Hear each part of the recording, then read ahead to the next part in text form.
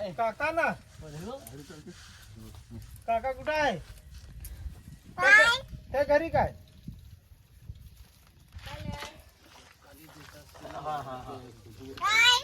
काय खाला का नाही काय खाल्ला का नाही? काय खाला काय खाल्ला? दाल भात खाल्ला?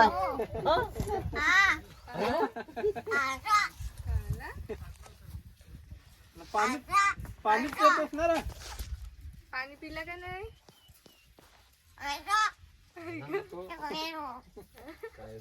आता तुमच्या भाषेत बोलत असेल ना तर आम्हाला काळ्या ये काळ्या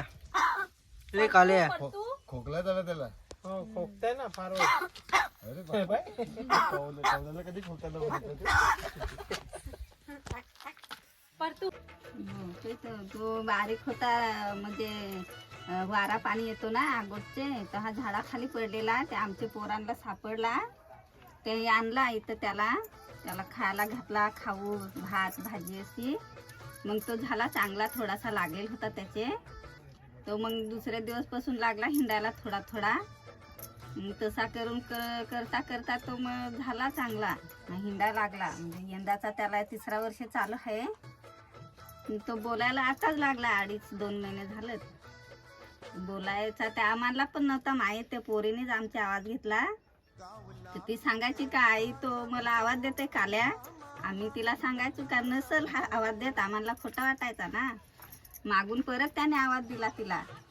तर हा मग आम्हाला माहीत झाला काही आवाज देतोय मग ते पोऱ्याला आमचे बाबू आहे ना त्याला मग आवाज द्यायला लागला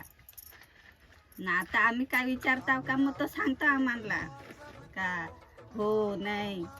असं आता सध्या सोशल मीडियावरती हा कावळा मोठ्या प्रमाणात व्हायरल झालेला आहे कसं वाटतं तुम्हाला आता चांगला वाटतं आम्हाला पण आनंद झालाय नमस्कार मित्रांनो तर मी सागर खोडके आणि सॅगी द रेसर या युट्यूब चॅनलवर तुम्हा सर्वांचं पुन्हा एकदा स्वागत करतो तर बघा मित्रांनो महाराष्ट्र राज्यामध्ये पालघर जिल्ह्यामध्ये आणि पालघर जिल्ह्यातील वाडा तालुका आणि वाडा तालुक्यामध्ये अगदी वाड्यापासून 15 ते 16 किलोमीटर अंतरावर हा गारगाव गाव आहे आमचा गारगाव गाव तर बघा मित्रांनो मी सुद्धा याच गावातला आहे आणि आमचे काका आणि काकू आणि हा आपला काल्या बघू शकता